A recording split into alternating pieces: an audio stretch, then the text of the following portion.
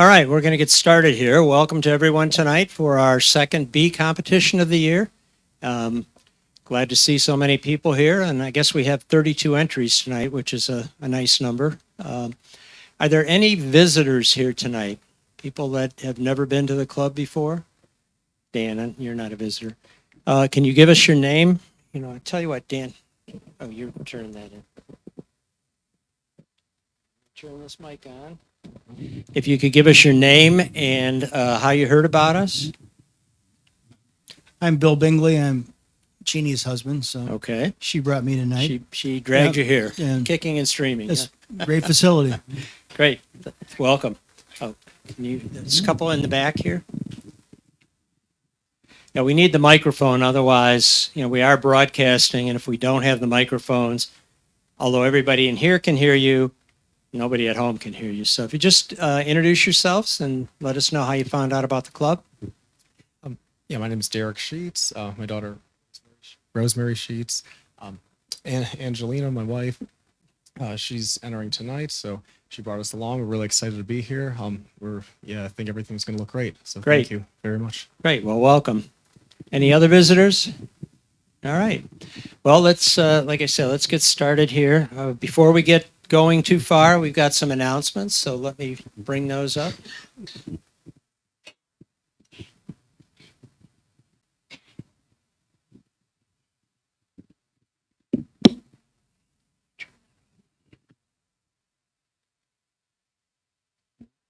Come up. We started at the end, so we're going to go back to the beginning here. All right. We do have some upcoming competitions, all right? We do have only one more left for this year, and that will be November 19th. It'll be a creative competition. It will be a print competition. It is the last competition for 2021. We do have basically 6 more competitions and 2 photojournalism nights scheduled for 2022, starting in January. Still up in the air. They're scheduled to be prints, but we're thinking possibly we may switch them. So there will be an announcement about that at some point down the road. November 26th, the Friday after Thanksgiving, we will not be meeting in the club. We are going to be doing an encore presentation of Janet Mccoska, who was here speaking live in the club on basically rock and roll legends. She was fantastic. We did tape the presentation. A lot of people did not come to the club that night, but we did not broadcast it. We will be sending out a link to all active members a few days before that. Again, I remind you that the club will not be open. It's kind of a Thanksgiving break. The holidays fall on Fridays basically this year, or the eves of them fall on Fridays. So there'll be a number of days that we are not going to be meeting. Some upcoming presentations. December 3rd, we have Jennifer King, who will be talking about image design and how you can use image design to help your photography. I've heard her speak online, and she's very interesting. So looking forward to that. On December 10th, we have Max Waugh, who's a wildlife photographer, and he'll be talking about nature and wildlife. Now, these are member-only Zoom presentations. We're going to send out a link to all members a few days before the presentation, and we are going to be showing them in the clubhouse. So you can come in here and join in the Zoom presentation here, or you can do it from home, whichever you prefer. We like to have people in the clubhouse so we can get together and talk and share ideas and so on. But just kind of keep that in mind. December, question?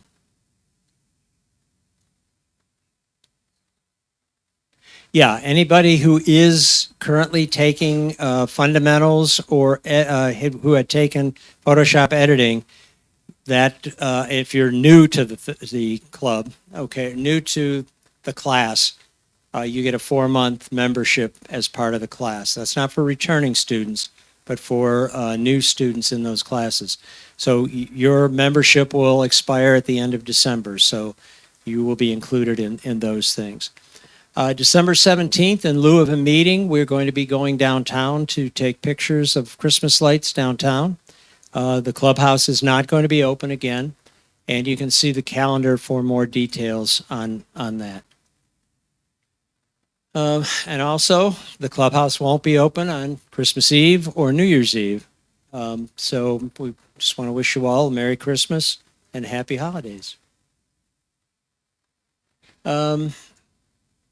We do want you to be aware that registrations for winter classes are open now. So we will be offering Fundamentals of Good Photography on Wednesday nights starting January 5th and running through March 23rd. Photoshop editing will be on Saturdays starting January 8th and running through March 12th. And intermediate Photoshop starts on Mondays, Monday the 17th through March 7th. We will not be offering Lightroom in the winter. We will offer it again in the spring.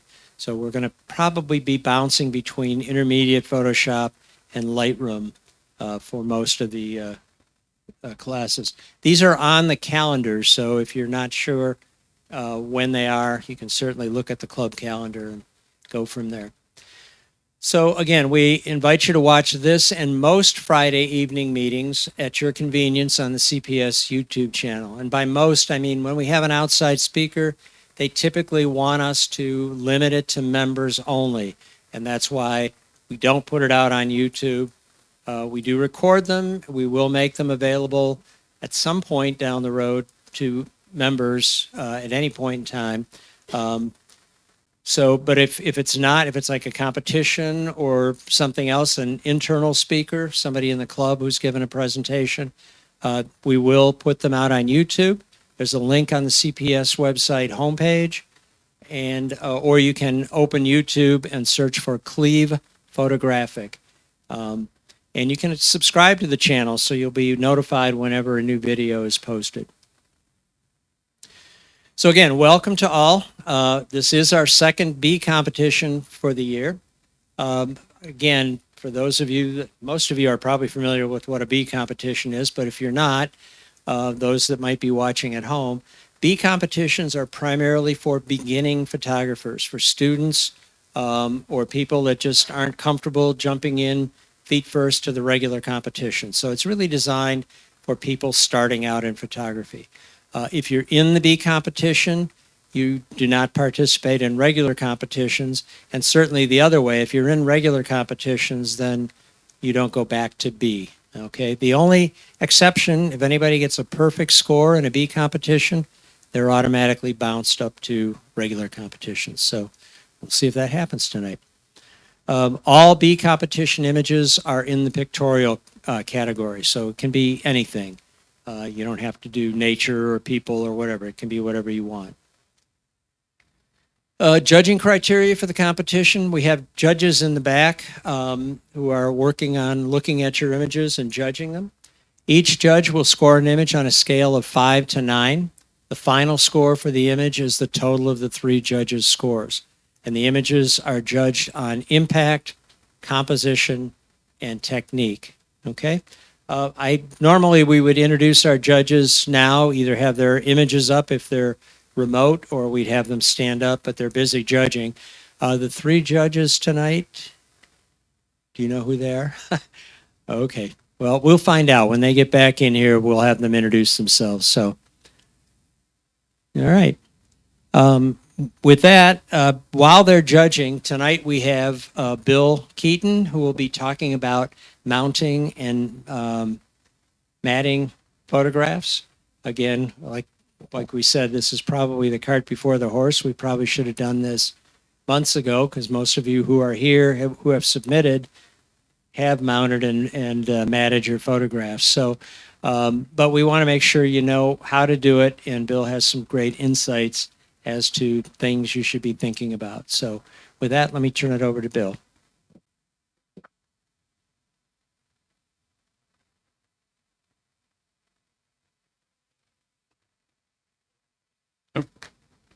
First slide. Yeah, just give me the first one. Hello all. we were, as Mike said, we were talking earlier, I should probably come to some beginning class. That's not the first one. And present this while you guys are in a beginner's class or for all the other beginners. So we're kind of getting the cart before the horse, but I'm going to give you a little bit of insights about things to think about when you're mounting and matting your photographs. I can back it up.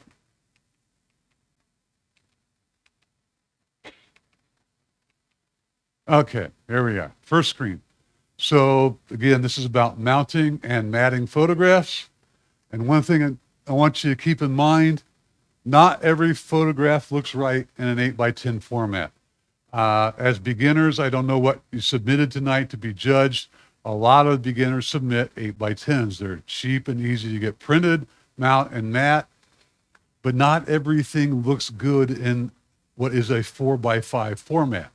So ideally, when you're mounting and matting your photographs, you print your photograph to whatever size looks best, cut the mat for it, and mount and mat it. Well, not everybody has access to a mat cutter. There is one here at the club that you can make arrangements to use, but that gets kind of cumbersome having to custom cut a mat for every photograph you want to enter in a competition. So I have boiled this down to my method, and I'm just sharing it. It's my way of doing things. First thing, though, is for competitions, the smallest size that is allowed is an 8x10. That's because the judges viewing from 4 to 5 feet away, and we don't want you putting 4x6 or 5x7 photographs in a competition, because then the judges are going to have to squeeze up and look at them. The largest size allowed is an 11x17, and the reason for that is the last line states, if somebody submits an 8x10 of a photograph and you submit basically the same thing as an 11x14, yours will probably score higher because bigger generally has more impact. So we don't want people bringing in 20x24 prints that are huge, that has less impact because it's big. So there's an 11x17 limit. So that's the size range you go in. If you do decide to custom cut something and it's an odd size, the thing to remember is 11 times 17 is 187. If I measure it and it's more than 187 square inches, it will be disqualified because it's bigger than 11x17. So if it's an odd size, again, 187 square inches is what I go by when I measure. And I do have a ruler that I often bring, and if something looks fishy, I do measure it because bigger has more impact, and I don't want somebody having, untoward advantage. So my way of doing things to avoid cutting a custom mat for every photograph is I have standardized on 4 formats of photographs. The first is a square. And if we go back to that 187 square inch total, you can do a 12x12 inch square photograph. That's 144 square inches. You can get 12x12 printed at an awful lot of places, so it's not a custom print. And square format just looks like this. That's a bad example because of the bleed off on the screens. But there we go. Square formats, a lot of things just look nice. So when you're getting ready to print your photograph, take a look at it and crop it when you're working in editing, saying, okay, what looks best? Maybe it's a square.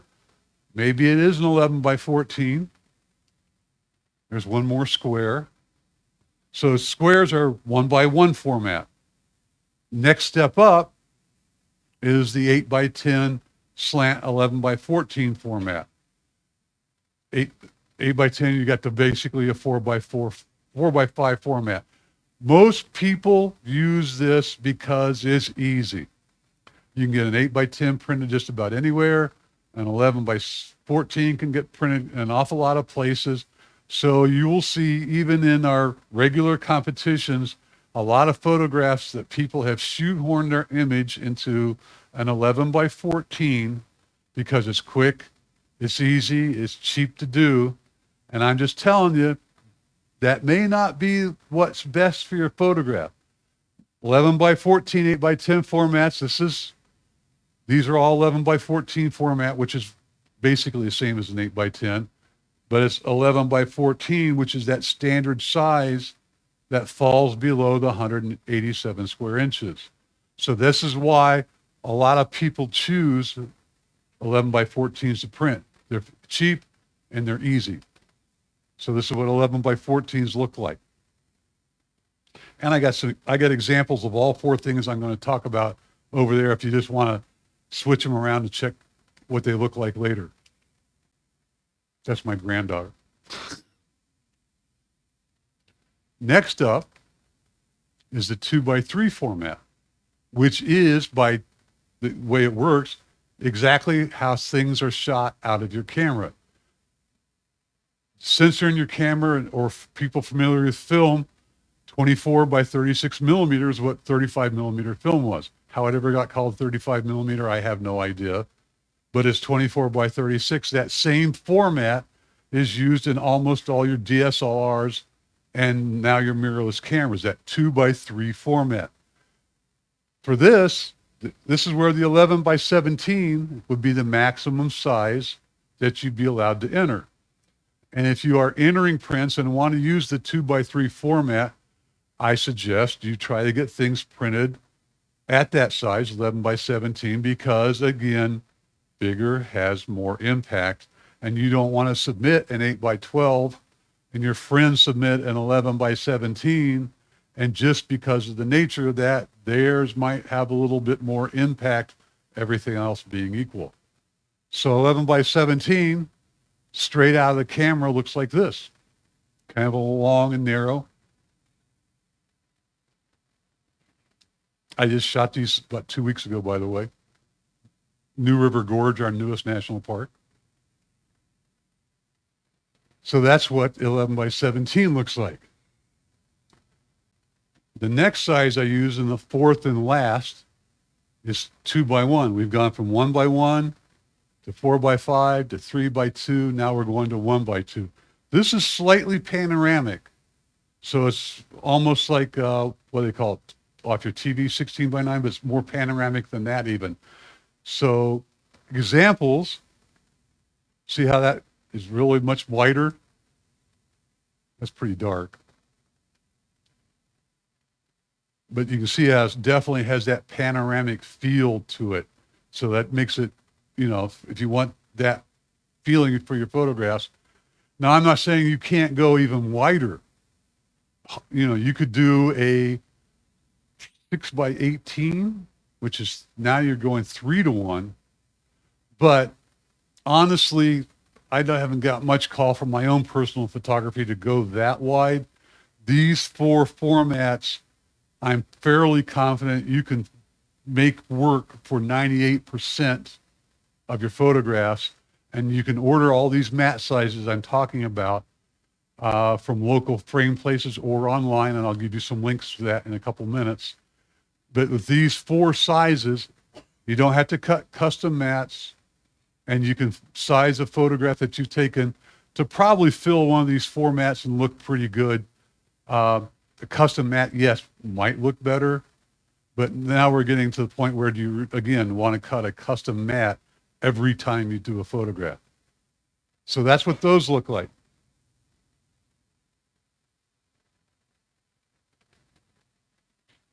What do you need to mount and match your own stuff?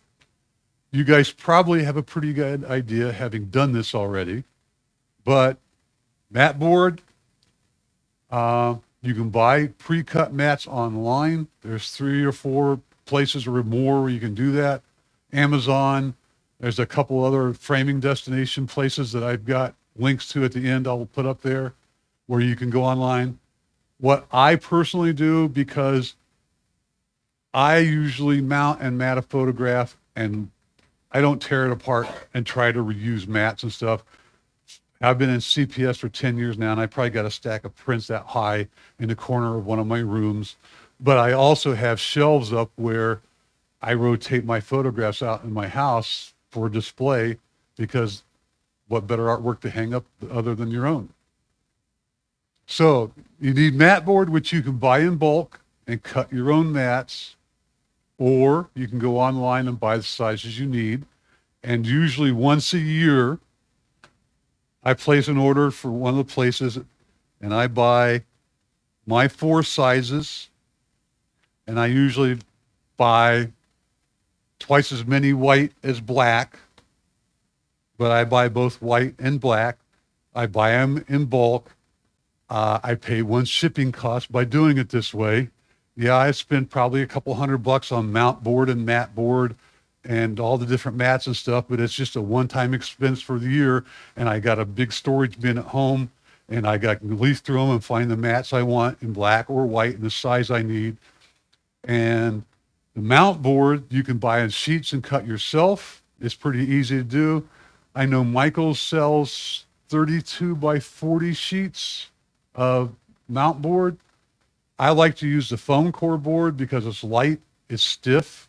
You can buy regular cardboard mounting stock if you want, but it's a lot harder to cut. Excuse me. So you'll need your mat board, your mount board, a knife to cut all this with, and a cutting surface. I have an old piece of paneling at home I put down on my dining room table, and I use a straight edge, or as I added at the bottom, a framing square works really well for cutting your mount board. Steel ruler, pick up for $5 at Home Depot or Michael's or someplace like that. Use to run your knife along. Pens and pencils just to mark things. Mounting spray. If you're going to try to reuse mats, what some people do is they get small Velcro dots, and they'll put the Velcro on the back of their mat with the corresponding dot on the corners, and then that'll slap it together. And when they've done it the competition, the most expensive part is the mat. They just pull it off and they have it for next time. That's an option you can do. You can buy it again. Those dots at Joann Fabrics, Michael's, or wherever you want. If you want to get into the habit of trying to reuse mats, you can do that. I understand trying to save a few bucks. Mats, after a few times, might start to look a little frayed. I wouldn't try to make them last all year, but it's certainly an option to do that if you want to. Personally, like I said, I like to just permanently mount them, and I have shelves, which I'll have a picture of to show you here later, in my house, and I just rotate my photographs up on display in my house. I'll leave this up for a second. Dream destination, I found it's a place in Texas. So it has, you'll pay a little bit more on shipping, but they have very good prices. If you want to have something custom cut, they're very reasonable. They have all kinds of sizes of mats in all kinds of grades. Honestly, I usually get the less expensive grade for the mat. If you got a photograph that you're really proud of and you want to put it on archival board and put an archival mat around it, they sell that. They sell everything you need. American Frame, I believe, is in Toledo. I think their price is a little bit more, but it's similar in what is offered. Golden State Art, I discovered by ordering through Amazon, but they also have a website. And all these 3 websites offer basically the same thing. So if you go through and if you got a specific order you want, you can go through each of those, price which one has the best price, getting a ballpark figure of what the shipping will be. And again, you can order one mat. Usually most of them give you a price break at 5 or more. So I usually order like 5 black of one size, 10 white. And time I do that, I've ordered 50 or 60 mats to get a little bit of a price break for the volume. And again, I just order big order a year. And if I run out of something, I'll order a few, but just one order a year, anticipating my needs. And at the end of the year, I just go, okay, I need 3 of these to replace. And when I get done ordering again, I've got 15 of each size in black and white. And that's good for any competitions and Christmas gifts. If you want to give some of your work as a Christmas gift, that's great. It's personal. Something to think about there. That is only just to show you, it's one of my displays at home. Those are photo shelves. So if you want to display your work and you don't want to frame it, because framing's, again, probably the most expensive thing, those are 6-foot photo shelves. They're just like a shelf about that wide. And all I do is when I get tired of looking at one photograph, I pull it down, go to my 6-foot stack of photographs from the last 10 years, finds one, and I put up there, and that takes up a wall in my living room. You can see my smoke detector up in the corner. And that's a great way to display your photographs. You know, friends and family come in, and we're all proud of our work. Personally, I believe print is part of the art form, which is why CPS still has print competitions. I'm not saying it's strictly because of me. There are other people in the club that feel that way. But I think I've been adamant in my praise of having print competitions and online digital competitions. And I think we're one of the few clubs that still do that. And I think if we ever go the other way, we'll lose something. So that's kind of why we're having print competitions. It's nice to have this stuff on your wall, share it. It's like I have a Kindle and read a lot of books online, but there's nothing like the feel of a book in your hand at night sitting there with the, I see people nodding. There's people that know exactly what I'm talking about. So that's one of the ways I use to display my prints. And that's basically, I just got a wave that the judging is done and I just finished this. Yes, go ahead.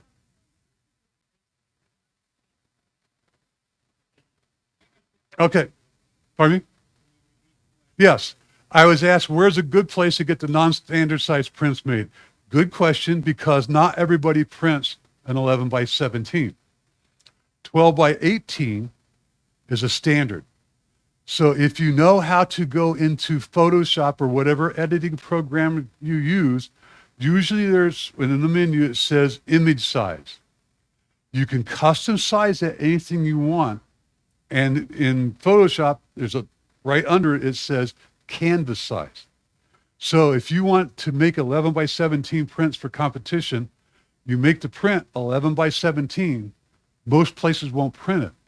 But if you go and then make a canvas size and put a border all the way around that, that makes it a 12 by 18. That is a standard size and they'll print. Now you can do that with, if you have a print that happens to be 11 and a half by 16 and a quarter, you put it on a canvas of 12 by 18 and they'll print it as a 12 by 18. So that's how you can print. In fact, if you want to cheat, because I like 8 by 16s for some stuff, why would I print two things if I can do a 16 by 20 and print two photos on one 16 by 20 sheet? So that's basically what I've done doing this. 16 this way, 20, you can see the borders. I got cut this apart and I got two prints now. I paid for $5 for one. So that's what you do. You use the canvas size to size whatever you want. I was going to actually mount and mat a photograph, but the judging is done. You guys have all mounted and matted photographs. And if I tried to do that on a table and they try to record me doing that, that's not going to record very well. So if there's any other questions, yes, go ahead. 12 by 12, believe it or not, is kind of a standard. A lot of places print 8 by 8, 10 by 10, 12 by 12. And again, if you go back to that, bigger is more impact. 12 by 12 is 144 square inches, which is under the size limit. So why print 10 by 10 and have 100 when you can print 12 by 12 and enter that and have more impact because of the size? Yes, sir.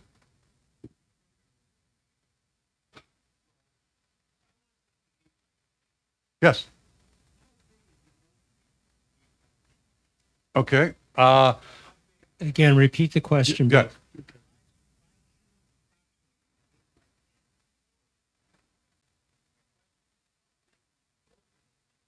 Okay. Question is, how big is the opening on an 8 by 10 mat?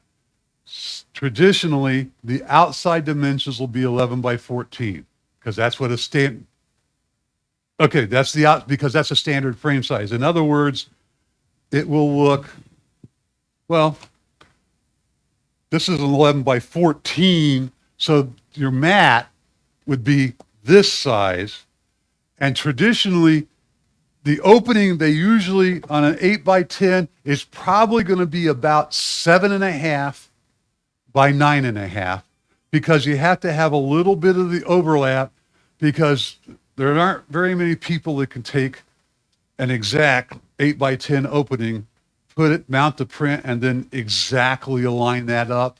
I mean, that's kind of tough to do. So they usually give you anywhere from a 16th to a 1/4 inch all the way around that you can play with in your photograph a little bit. Anybody else question? Yes.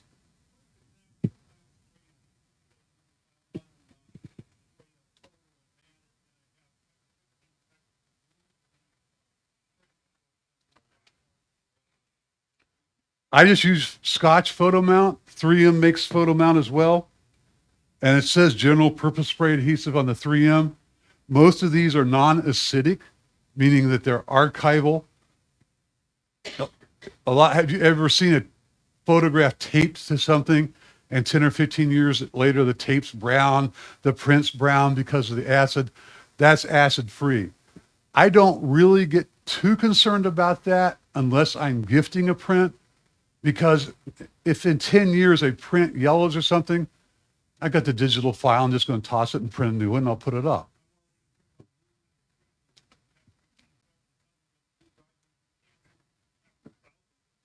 Okay, this spray adhesive, I actually usually let it get tacky after I spray it.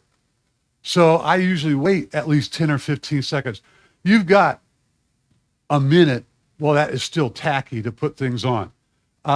When you do mount, I will caution you, take the back of your print and make sure there are no little tiny dust spots or anything, because anything that gets on that, and same with your whatever you're mounting it on, because that will show up as a pinprick or bubble in your print. And because it's hard, you can't get it out. So always before you mount your print, make sure the back of that's clean, make sure your mounting surface is clean, and then put the print down. And I use a wadded up paper towel or something soft and just very gently working from the center out, smooth out the print. Every once in a while, you're still going to get a bubble, and sometimes they bubble over time a little bit, but I haven't figured out how to solve that one. I just use a minimum amount of spray, and that seems to be the key. Yes, ma'am. It's basically a rubber cement. So what I'm going to do, I would take, like here's, she was asking what is the spray for? So you got your mat, you got your mount board, this one being foam core. So basically, you center your print on this. So what I would do is laying it down on a flat surface, I would put my mat on top of it, and with clean hands, very carefully position until you have it centered. Then carefully remove the mat, and I just take a pin and make tiny little L corners in the corner. A very light coat of spray after I've made sure there's nothing on the back. And then I can look down at the little L marks I made, put my print down, and then at that point, you can make a decision, because these are the same except for color. You can now make your decision, which is better, black or white? It just secures. And then honestly, I put a thin coat on the back, put it down, and all of these then are just become one unit. And you're welcome to look at these and handle them when we're done here. Photo. Yeah.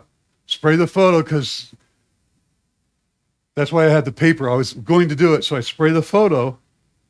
Now I pick it up, and when I put it down, there's nothing but the spray that's touching. There's no gooey edge around the edge.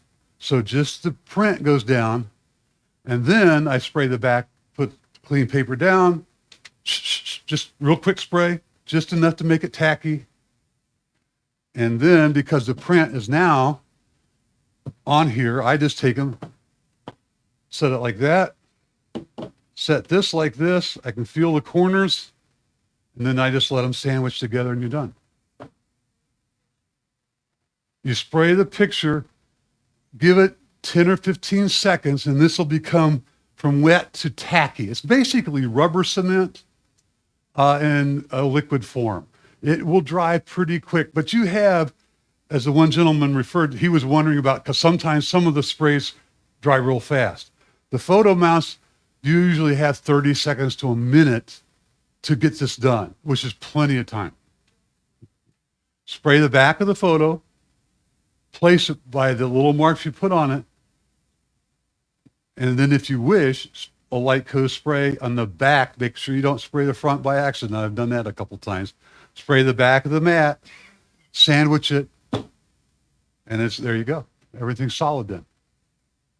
You're welcome. Yes, ma'am. Sure.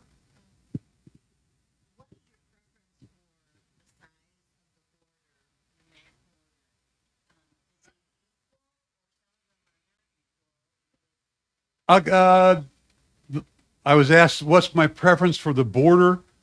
Generally speaking, I work with 16 by 20 mount boards. Now, if you'll notice the two on the lower left, those are both 11 by 17s. And I had standardized on the 16 by 20 because 16 by 20, I can use both the 11 by 14 and 11 by 17. Since then, I've kind of changed my attitude a little bit, and I go with, when I do a 17, 11 by 17, I actually make it 16 by 22. You see how this is much more equal? Same size print. Look at the border on this one right here. It just feels squeezed.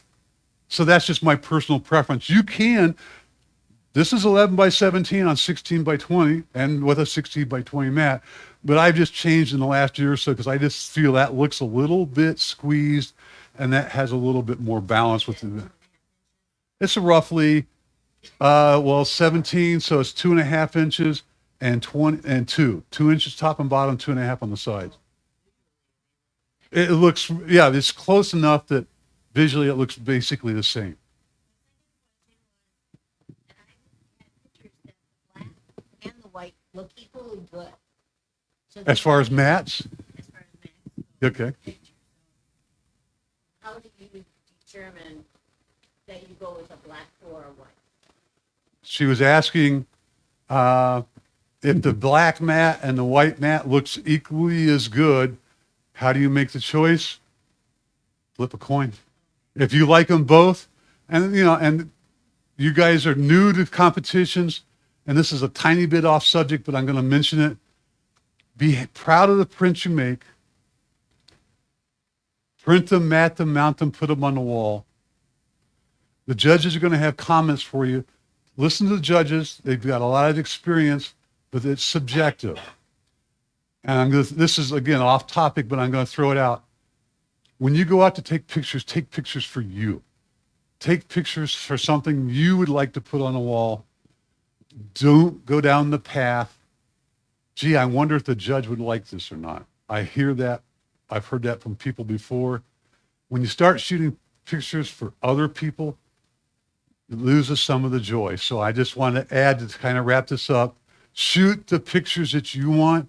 Put them on the wall. If there's got a couple flaws, but you love the photo, put it on the wall. Listen to what the judges say. Try to learn from their critiques. You got some good judges tonight, but they are subjective. And if you don't agree with what they say, that's good too. Keep in mind, they've got a lot of experience. Listen to it, but everything's subjective.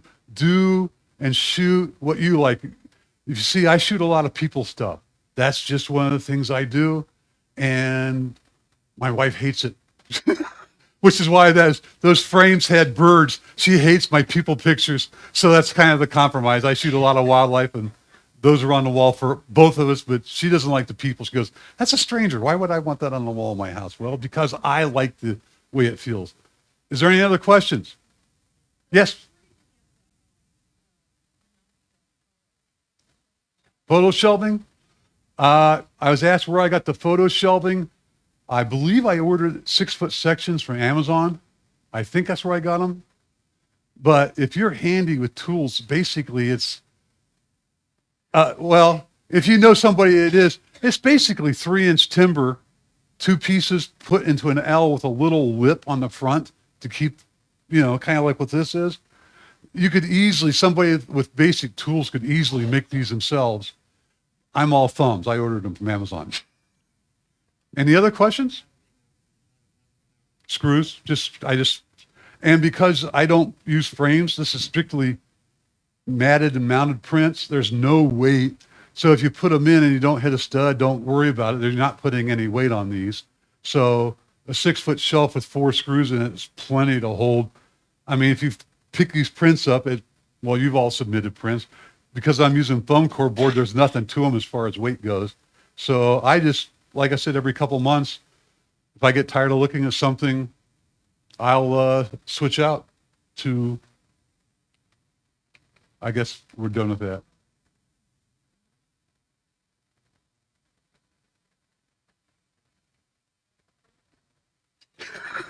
Thank you.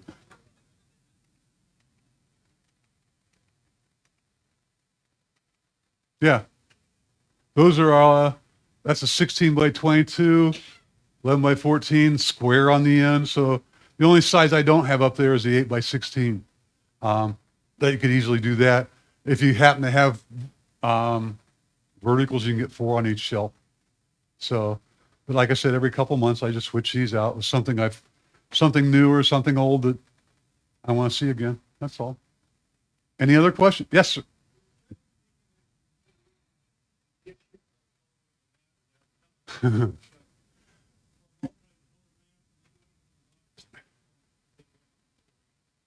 The question is, do the judges take in consideration matte color? We had a judge last year who's well known for his black and white work, and he said the only matte that should be on a photograph is white, which sent me scurrying to see if he had scored people with black mattes, and he did not downgrade them. That was his personal opinion, but he looked past it. For our competition purposes, there should not be color mattes. I don't know, Mike, does anybody ever use photo gray for a matte? Is there a rule? I don't think there's a rule against it. Yeah, I can't remember a rule, but I think you're encouraged to use white or black. White or not black. Colored mats. Yeah. No colored mattes, white or black. 18% gray. That's not color. I haven't seen anybody use one. Yes, Nancy?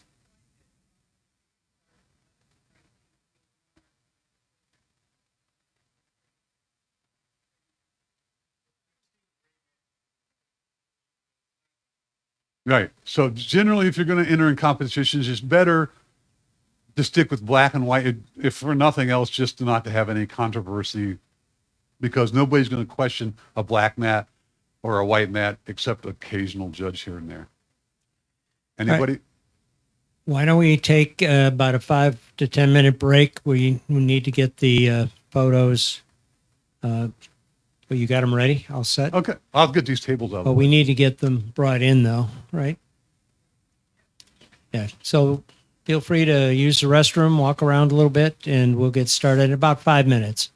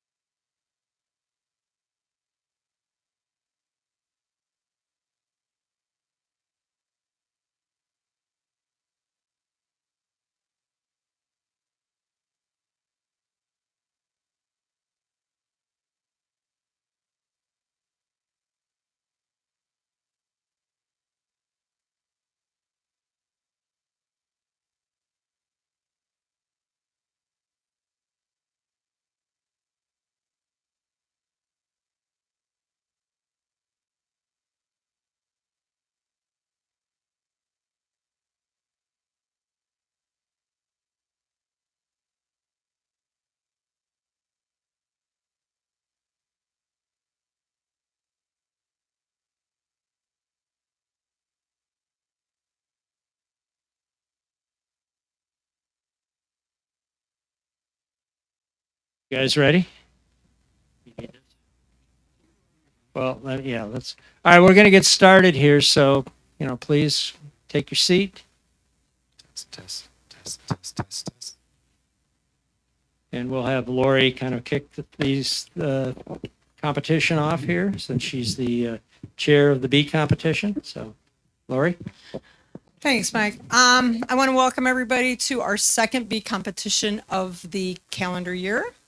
Tonight we have, I think, 32 or 33 images, great images. For those of you who have never competed, I'm just going to go over the rules of how competition works. When the judges look at the images, they are judging your image based on 3 criteria. One is technical ability, one is composition, and the other one is impact, or what we call the wow factor. They will then each give a score between 5 and 9. The scores are accumulated, so your score will range between 15 and 27. A 27 is a perfect score. Anyone who gets one is no longer allowed to compete in bee competition. You are considered good enough to go to the regular competition. Tonight, the judges, when the images come up, will be giving a critique, and it is just that. It is constructive criticism. It is not to sit there and say you're a horrible photographer, put your camera away and never come back. That's not what it's about. These images tonight were phenomenal images. In fact, there was comments in the back saying, really, this is a bee competition? So pat yourselves on the back. With that, I'm going to have each of the judges introduce themselves, and as soon as they're done, we will get on with competition.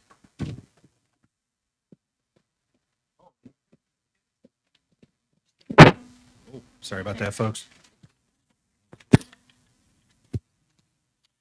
Hey, everybody. I'm Dan Sandy. I've been a board member for the past 6 or so years, I believe. I'm also the creative competition chair, and further than that, I've been publishing some crap. And then also I've had 10 photos of the year over the past 8 or so years. And it's always a joy to come here, especially to judge.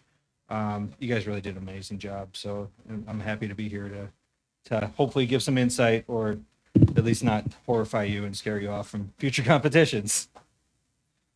Hi, I'm Nancy Ballack. I'm one of the instructors for the fundamentals class. This year, it's not working, so I just talk loud. Okay, anyway, I teach the environmental portraiture class with Chris Camino. Chris taught it this past year, just a couple weeks ago, I'm assuming. And I'll be teaching it again in the winter.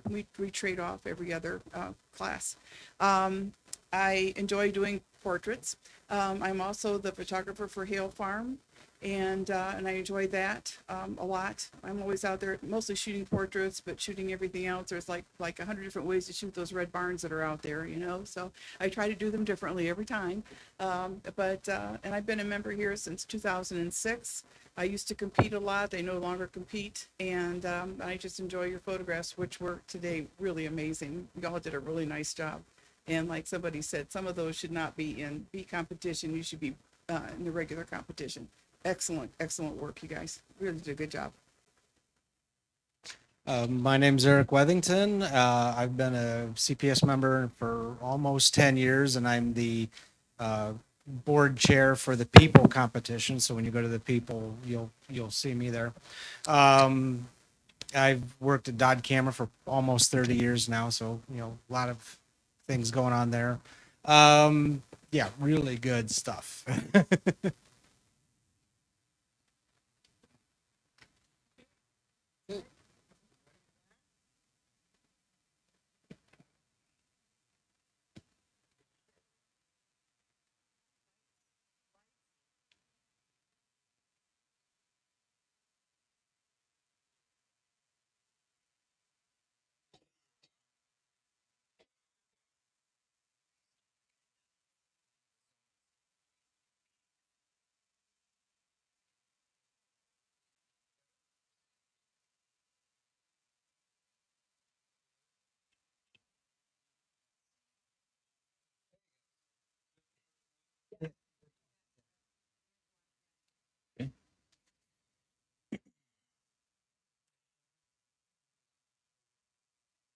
All right, I think we're ready to go here.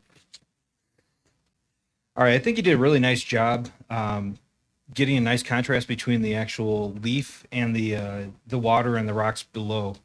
One thing I would mention is that there is a bit of blurriness kind of in the foreground.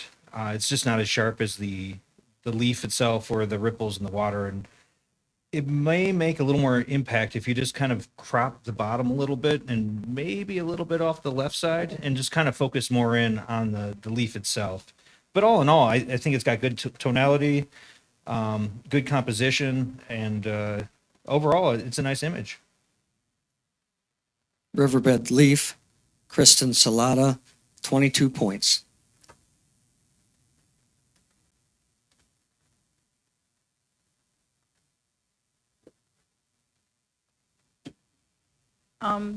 Your composition is pretty nice on this. When you're looking through the picture, you're looking directly into the little building that's beyond the first arch. The mountains in the background are nice with the clouds and the sun casting light down. There's also a little bit of light underneath the arch, the top of the arch, the roof of the arch. That's nice. If this were my photo, and you can take it for whatever it's worth, I would have maybe given a little more contrast to the photo. It's a little bit on the flat side, meaning that there's not much definition there. But maybe just go into your levels adjustment. If you know how to do Photoshop and you know how to manipulate some of your photos, just a slight adjustment there maybe would have made it a little more impact. Lighting the Ancient Past, Jeannie Bengali, 21 points.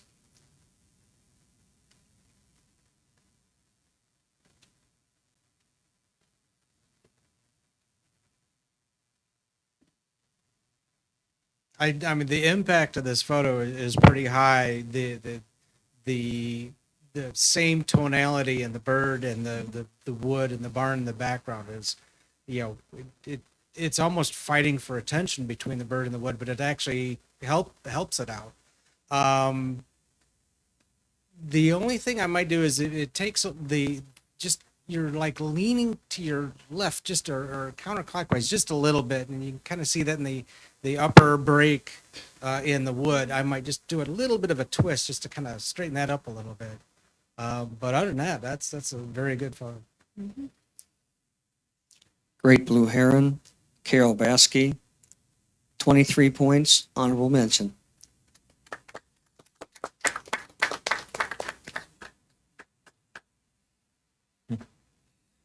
The cute puppy.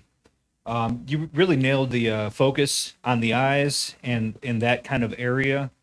One thing I would say though is the crop is a bit tight. So what I would say to that is potentially there are two things you could probably do.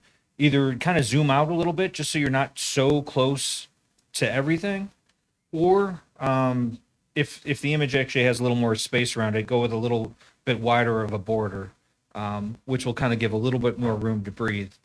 Other than that, I think your lighting is great. You may want to consider using a bit more of a depth of field. It looks like it was a bit shallow. So in doing that, what you ended up with is a real nice focus on the eyes. But once you get to the tip of the nose, it's a little blurry. So if you went with an F4 or something like that, you might be able to get a better depth of field where more of the actual subject matter is in focus. But all in all, very nice. May I add one thing? You may. Thank you. That there's a white spot right behind the viewer's left up at the top. That caught my attention. Yeah. And that dog's eyes are amazing, and the fur is just amazing. But that white spot, my eye wants to go right to it. If at any time you know how to clone out an area, you might consider doing that if you'd like. Yeah, or burn. But either way, you actually have a really great catch light in those eyes as well. Gorgeous. And whenever you get the catch light in the eyes, it really brings things to life, especially cats. I've done tens of thousands of cat photos, and get the catch light, it changes the photo completely. Bruno, Kristen Salata, 23 points, honorable mention.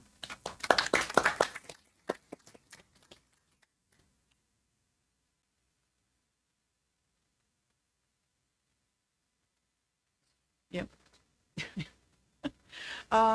This is a very nice picture. you've got the beautiful flowers in the foreground and then the ocean in the background and those gorgeous clouds. Generally, you don't get nice looking clouds like that. Um, as Eric had pointed out about the slope, kind of the slope of the picture a little bit, it's right now it's kind of sloping the background, and try to always make sure, especially like this, where you can see a good horizon line, that you get your horizon line straight. Um, uh, the flowers are the main focus of this, unless you wanted the statue to be the main focus, and it should have been just a little bit sharper, the statue part. But the flowers is what my eye wants to go to.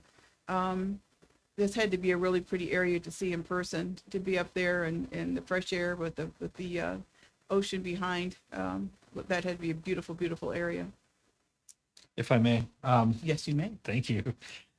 Just be mindful when you have objects real close to the edge of the actual print, sometimes it'll distract. In this case, if you look to the left side, just above the horizon line, you'll see, I think, what's part of a communication tower or something like that. So just be mindful of your edges. So in instances like that, what you could do is just crop it out, just zoom in a little bit and just crop it out. And then that'll help you out a lot and, remove that distraction. High in the Heavens, Jeannie Bengali, 20 points.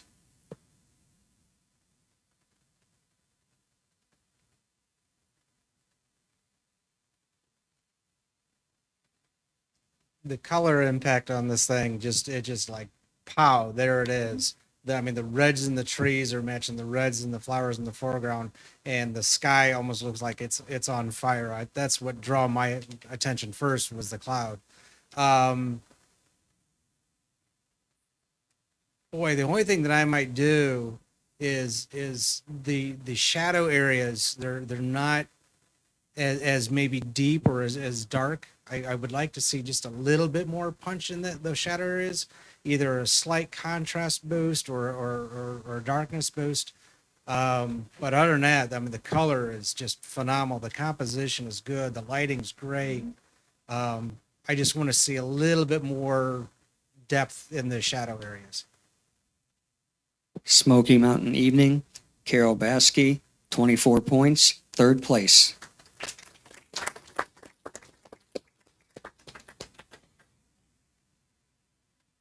This is a great action shot. I love that you caught everybody in motion, and the people that are moving around are very sharp. You don't have any motion blur or anything like that. So you're very successful in that. The one issue that I kind of have, is, and it's not really an issue, is the person in the foreground. Because they're so prominent in the foreground, it's a bit distracting. And unfortunately, because they're at the forefront, you actually notice them right away. That being the case, the legs being cropped is a little problematic. I would recommend maybe pulling the zoom out a little bit so that you get kind of all of that, and then you give a little bit more room to the action right above that net. But all in all, you got great lighting, great focus on the subject matters, like I said. And you may want to consider checking your rotation a little bit, because it does look like it might be slanted a little bit. Side Out, Jeannie Bengali, 21 points.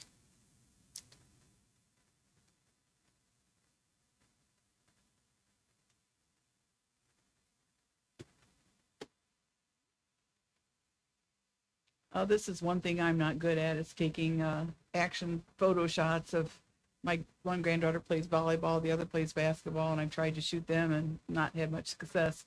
This picture is really interesting. We've got all three football players lined up in a row and one on the bottom. So your eye just kind of goes across and then down and right out of the picture. It's very well done. You've got a lot of action, but yet you don't have a lot of motion blur. It was a very interesting photo. I like the way the one kid's got his hand up in the air that's in the middle. Thought it was very interesting. And actually there's three guys standing up, so you've got your odd number of people. It's very well done. Intercepted, Carol Baskey, 21 points.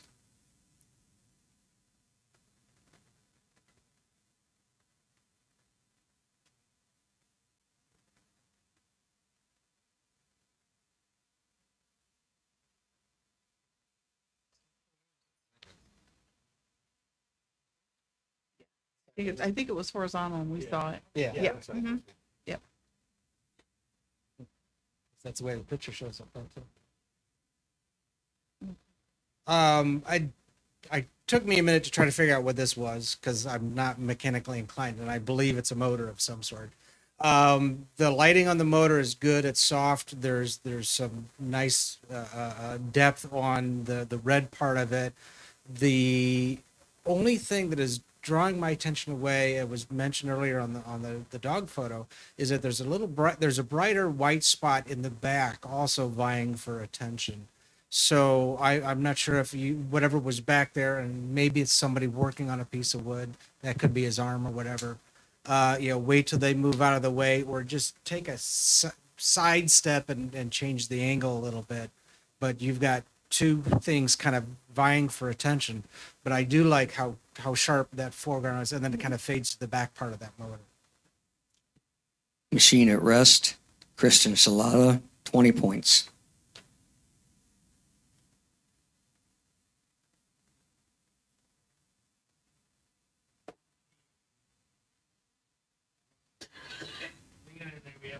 Yep, not a problem.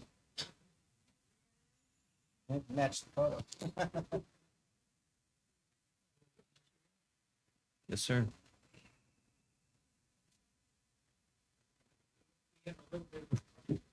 There we go. We have a little bit of a problem when we get photos that we have a certain size limit as to how many we can show at a time. So we thought we were okay, but evidently we weren't. So give us a few minutes and we'll try and pick it up where we left off. You know, as Bill said, that this is all subjective. I mean, you could have three different judges up here and giving you three different suggestions on what to do. We're just trying to help you out a little bit with some things that we've all had problems with at one point in time. We've all gone through this. We've all gone through sitting where you're sitting and hoping that we're going to get good scores and all that too. So we know what you're going through. We understand. We're ready now. This is a great expression on the athlete's face. Great focus, great lighting, good composition. I'm a little troubled by her right arm being cut off at the bottom there, but all in all, I think it's well done. You may want to consider zooming in a little bit and giving a little bit more room to the head, but that's all just personal preference. All in all, I think it's very well done.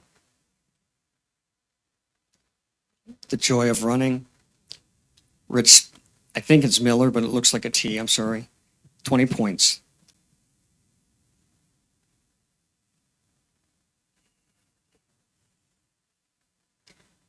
This was really nicely done too. The background is nicely out of focus, so he really stands out in this photograph.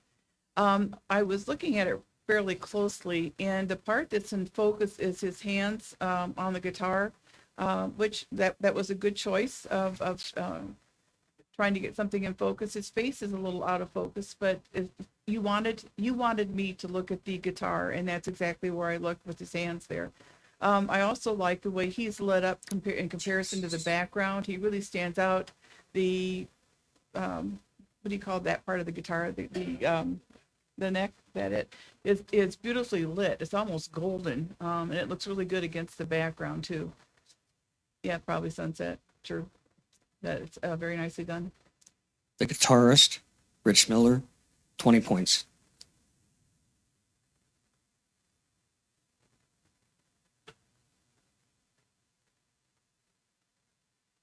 Again, it looks like the sky is on fire. Really gorgeous sunset. Boy, I'm not sure I would change an awful lot. The only thing that I might do is the islands that are way far in the back with whatever that is, the tower or whatever. I might darken that a little bit, dodge and burn if you're familiar with that, just to kind of make it more of a silhouette. To me, it's a little bit more lit up, and it's drawing your attention that direction, which can be good. But then the rock up front that's dark is kind of getting lost. So you kind of two objects fighting for attention. I would either pull that back island down to the same darkness level or lighten up this front corner just a hair. Epic Oregon Coastal Sunset, Richard Poland, 23 points, honorable mention.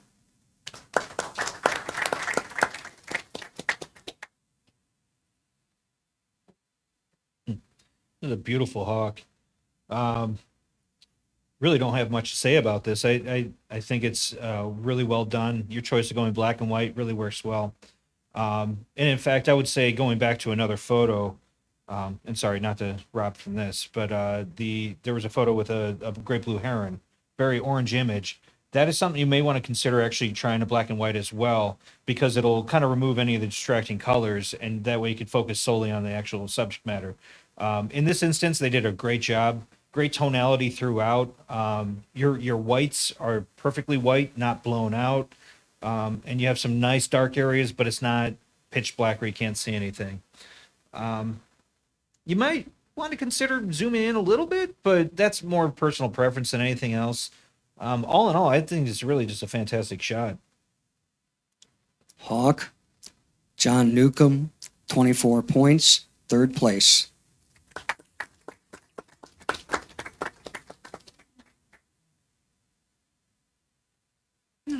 I don't know if you remember when Lori was talking about the wow factor. This has got it.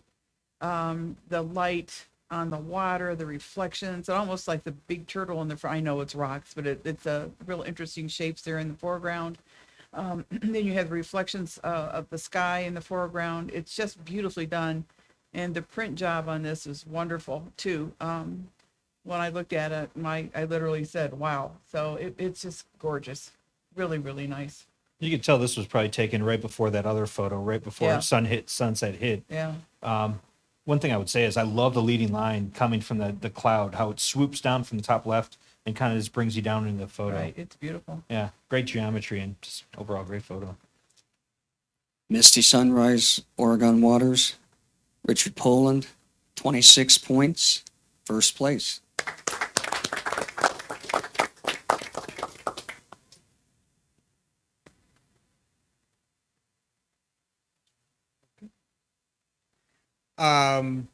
Excellent shot of the eagle in flight.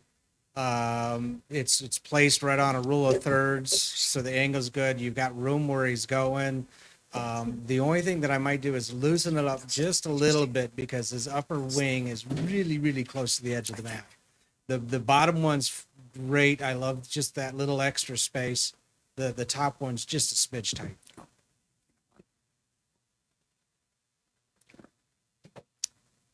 Bald Eagle Flyby, John Newcomb, 19 points. And I think I misread the last one, folks. So that one was Rocky Oregon Coastline at Sunset. That is Richard Poland, but that was 25 points in second place.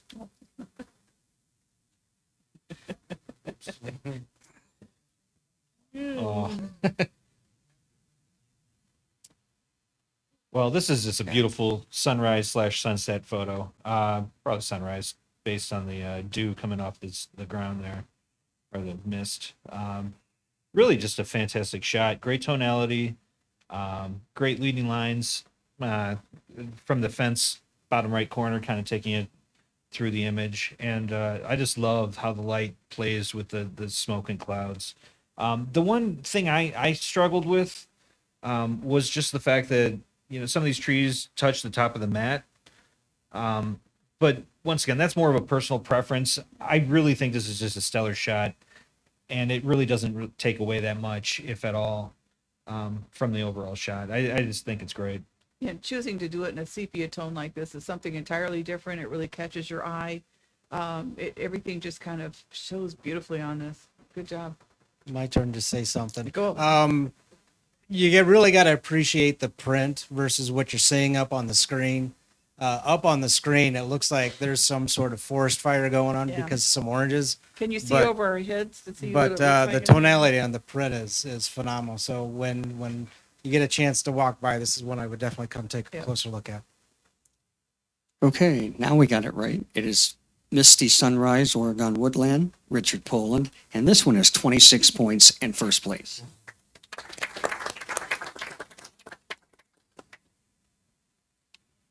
Is it my turn? This is an interesting photograph. The horizon line is straight on here. That's nice. And you have the trees in the foreground, which kind of sets it off a little bit, kind of gives you something to look back into as far as the lighthouse goes. The angle of the lighthouse going into the water is interesting. I don't know, do you guys have anything else to add about this? I might actually include a little bit more of the tree. On the left-hand Yeah, side? on the left-hand Yeah. side. Or come in and take it completely out, but I actually would like to see more of that tree. Yeah, you framed it nicely. You have a nice composition. St. Joseph Light, John Newcomb, 22 points.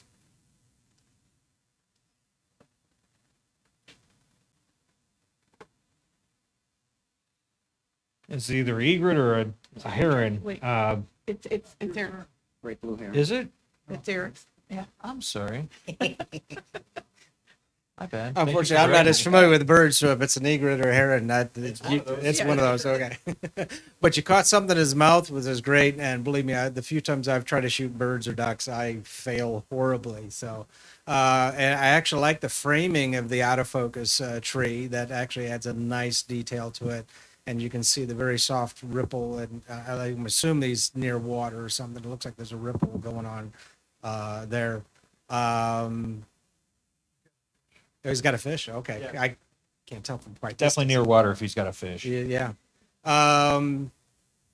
It's a little warm, but I think that helps make it. Which you get this very slight tint to it. I'm not sure I would change much else. Yeah. One thing I would say though is just be mindful of the foreground. You do have those leaves kind of blurry and they're very prominent in the shot. So it does take away from the subject matter itself. In instances like this, you may want to consider zooming in pretty close to that head and just going with the neck, the head, and the beak or the bill, whatever it might be in this case, and just remove those leaves altogether. Just something to think about. Snack Time, Pam Sikora, 20 points.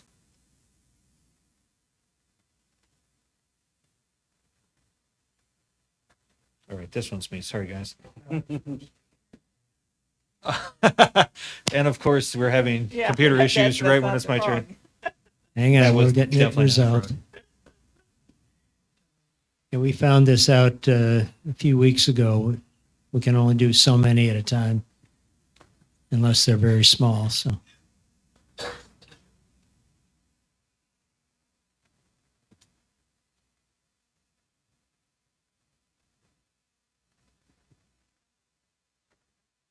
All right, got the froggy. You have good light. Got pretty good focus. Nice catch light in the eyes. I like that you left room for the frog to jump into, if it so desired. One thing I would say though is there is a little bit of a distraction in the front, kind of middle. My guess is it was probably a leaf or something like that, and it's just a little closer to the camera. So it just kind of ends up being a little bit blurry of a spot. Other than that, I would just give a little bit more room to the backside of that frog, just because that one leg is a little bit close to the edge. But other than that, I think it's a nice shot. I love your soft focus in the background. It's just blended beautifully. Very nice job. Into the Mist, Pam Sikora, 22 points.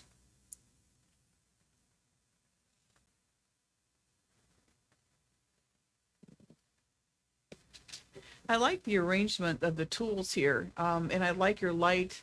It's just a very soft, as far as color goes, very soft, very subtle. The one thing I wanted to see though was a little bit more in focus on a couple of the tools.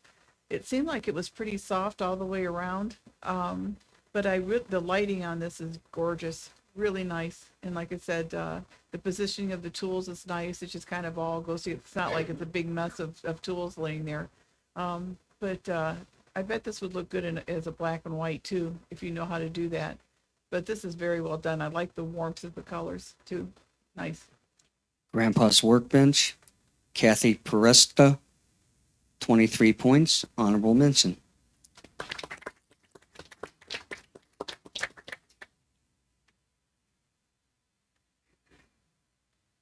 Again, animal shots I'm not the best at, but the pose of the dog is good, and of course, you sometimes you gotta get, you get what you get. The only thing that I'm the log in the back is kind of trying to fight for attention because it's a little brighter.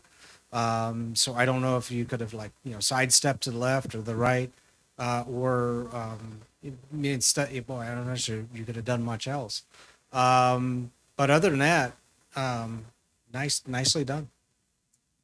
Working dog, Kathy Peresta, 20 points.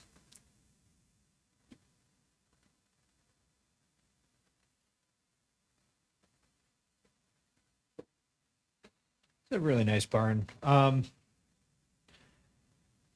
can't tell if you did a HDR on this or not. Looks like you may have. And the only reason I say that is because it looks like some of the kind of the grain is, or maybe it was some kind of filter for noise. But it looks like some of the detail may have been lost in some of the planks in the red area. But that aside, I think this is a beautiful image. Great color. The white is a little bit bright. You can see that on the right side of that roof there, and then the front corner, kind of closest to the photographer. Those are a little distracting. If you know how, maybe consider burning it down a little bit, just so it won't be quite as prominent and bright. But further than that, I think it's well framed. It is a little close to the right side for my liking, but once again, that's personal preference. But all in all, I think it's just a lovely shot. Old Barn, Jill Zabka, 23 points, honorable mention.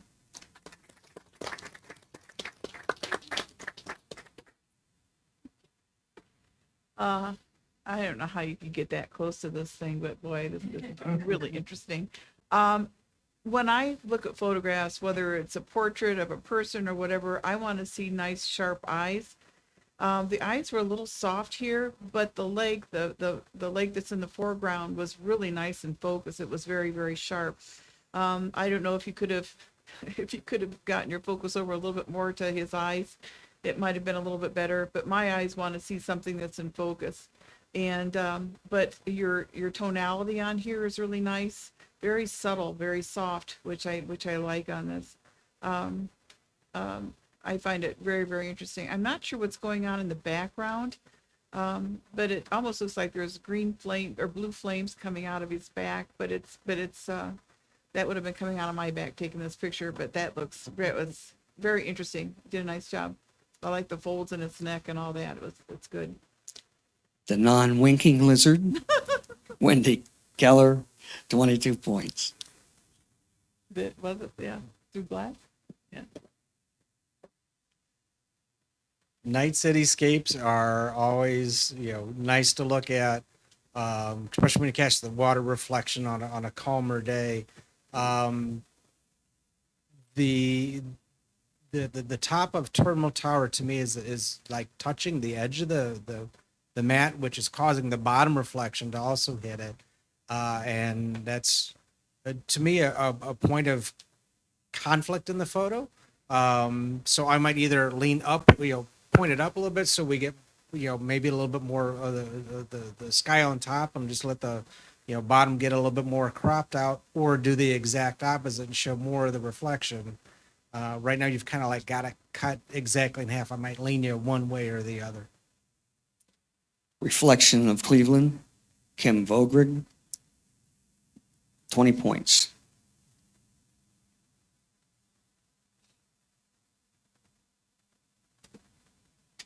This is a neat effect you did. I can't tell if this is a composition where you did the thing where you, as you're panning down, you take the photo to get those streaks, and then merged it with the boardwalk that I think is in the Beaver Marsh area. But at any rate, how you created it doesn't really matter, I suppose. I think it just it's a very unique and pleasant image to look at. It's very ethereal. One One thing I would probably like to see a little bit more of is the actual boardwalk itself on the right side. So maybe if you scooch the camera lens over just a little bit, so that uh, the railing, maybe the bottom of the railing's going right to that bottom right corner. And what that'll do is actually give you a better leading line, and it'll help people it'll guide the viewer's eyes through the image itself. It's things like that that, they're not really that important, but it could give you that extra point that'll get you to that next level. The colors on here are beautiful. Yeah, colors Just are great too. Very dreamy. Great, yeah. Yeah, if it is a composite, you kept the same color scheme between the pieces. Yeah, good job. Bridge over the Marsh, Jill Zabka, 22 points.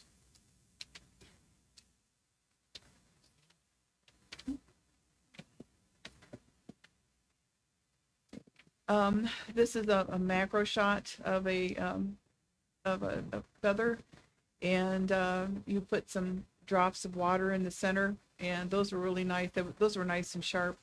The peacock feathers are always so pretty to shoot. You get that luminescence looks to the feathers. It's very pretty. I like the way you positioned the feather in this photograph. It's not perfectly horizontal. It's kind of a little bit tilted. And the colors are just gorgeous. Your exposure is very, very nice. And the rain or the drops of water are very nice too. They were nice and sharp. Peacock Feather, Angelina Sheets, 25 points, second place. As another, I actually like the fact that you didn't print that in a normal print size. It's an odd size, which helped draw it out. So there's a lot of color going on in this. You got the red flowers, you got the yellow flowers, you got the green, you got the white. Everything is kind of there. The impact's there. The only thing I might do would be just to drop down the photo just a bit, because I think that those are the wood railings in the very back upper right hand. I don't know if they're like a sliding door type of thing. Kind of vying for attention with the white smoke in the middle. So if you just move your camera just a little bit so that's not as predominant, I think that would draw you more towards the colors that are there. Phipps Conservatory Fountain, Wendy Kohler, 19 points.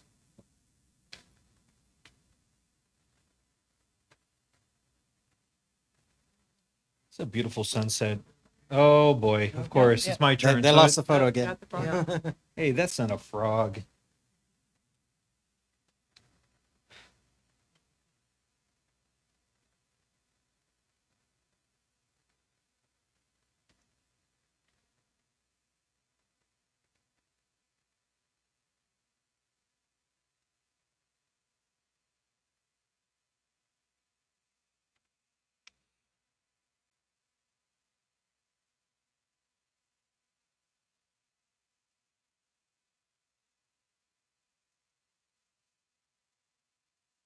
Right, here we go. All right, I think the tonality is great. Focus looks really nice and sharp. I really enjoy the silhouette of what I believe is well, it's either a ship or it's a lighthouse. I can't quite tell from this distance. It's definitely a lighthouse. So I think that all works really well together. I'm a little conflicted about the silhouette on the left side there. I like that you have it there, but the problem is you're showing so little of it. I struggle to know what it is. Obviously, there's some kind of crane element there, but further than that, I have no idea. And so I don't know if that really adds to the shot much. I like how it interacts with the clouds. It almost looks like some of those streaks in the clouds, the angular clouds, came from that. Obviously, it didn't, but honestly, I think this could stand alone on its own with just the sunset and that lighthouse. So dealing with this image itself, I would propose potentially cropping in so you don't see that little reflection kind of in the bottom right corner there. It's kind of a little distracting because it's that little light spot in a sea of black. And then, just kind of crop in on that. And I think you would have a really solid image. But I mean, it has a lot working for it. And like I said, This is all personal preference. I like the elements there. So either crop in or do the complete opposite and zoom out and show more of that structure. Use it as leading lines, taking people into the shot. Voinovich Park Sunset, Kim Vogrig, 20 points.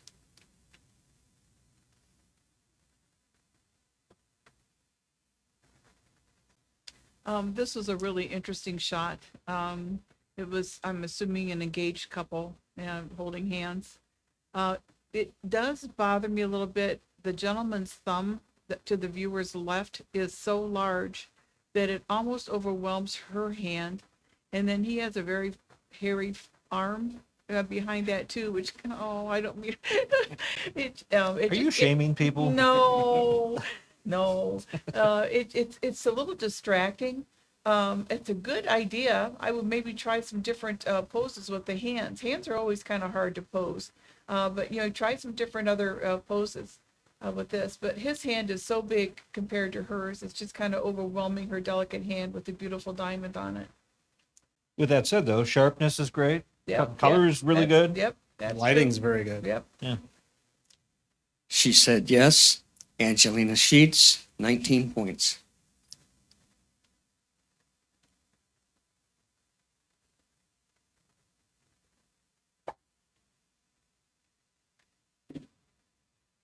I believe that's a sunflower that's closed up. Unfortunately, again, I'm not into flowers as much. The fact that everything's kind of like drawing you towards the center, normally you get leading lines like drawing you out to a certain path. This is actually drawing you all towards the center, and there's enough sharpness there, but it's not super sharp. I like the color palette, the yellows and the greens. I might even crop in just a smidge more. But the starburst effect on the outer green actually does very nice too. Mm-hmm. Birth of a Sunflower, Wendy Kohler, 22 points.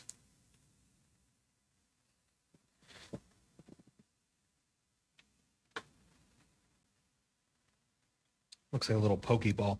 Wow, that's a reference nobody's gonna get. Um, What? A Pokeball. yeah, don't worry about it. Okay. It doesn't matter. Either way, it's a really nice fireworks shot.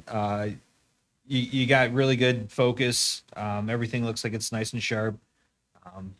The exposure is long enough to where nothing's blown out, but you still get those really nice streaks, and then you get the nice contrast between the light and the kind of the orangish hues. I think it works well, and I like that you didn't make it completely centered like a square image where that would just be in the center. So you offsetting a little bit, I think, adds to it. The only thing I would say though is how it's the angle it is with that crop. I would actually almost want to see a little more room on the left instead of the right. And once again, that's personal preference, but for some reason, it just that angular line, the split between the white and the orange, kind of just to me would be more appropriate to the right. But once again, that's totally personal. Would it look good as a square crop or no? I mean, if it's a square crop, I think it'd look fine too, but you just want to be careful not to make it centered. Firework, Angelina Sheets, 20 points.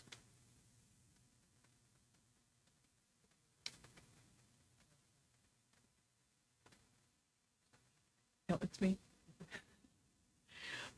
We had to have this one brought closer to our eyes to see the jets, and the jets are really nicely in focus, and the exhaust going from the left to the right brings you right into the photograph. You don't have the jets centered directly in the center of the photograph. You have them off to the side in the right third, and I thought this was really nicely done. Thunderbird Diamond, Kim Vogrig, 22 points. And that ends tonight's competition. Very nice, you guys. You did a really nice job. The judges will be here for a few minutes. If for anybody who wants to, yes, you will be. Don't mention it, please. So if anybody has any questions about any comments that they heard regarding their images or on another image, feel free to come up and ask and talk to them. Please go by and look at the images up close on the prints. They always look better on the prints than they do up on the walls. But I want to congratulate the winners. I want to thank everybody who participated. Our next bee competition will be February 11th. For those of you in the fundamentals class who are finishing up and possibly going on into the editing, hopefully go on to editing, you're welcome to stay in the bee competition, and hopefully all of you will compete again. With that, Mike may have some words. Have a good Yeah, night. I just want to say I agree with the judges' comments as far as the quality of the work. You guys have done really, really nice work. I do want to invite you to next week's regular competition, a creative competition. Again, it's a good opportunity to hear comments on images, pick up some pointers. So even though you don't have an image in the competition, you can learn an awful lot from seeing the images and either agreeing or disagreeing with the judges. Form your own opinions. So, yeah, they will be. The judges in regular competition can be brutal at times. But again, that's how you learn. You learn from, feedback you get from other people. So, again, feel free to watch this on YouTube and listen back to comments you got. And hopefully we'll see you next week.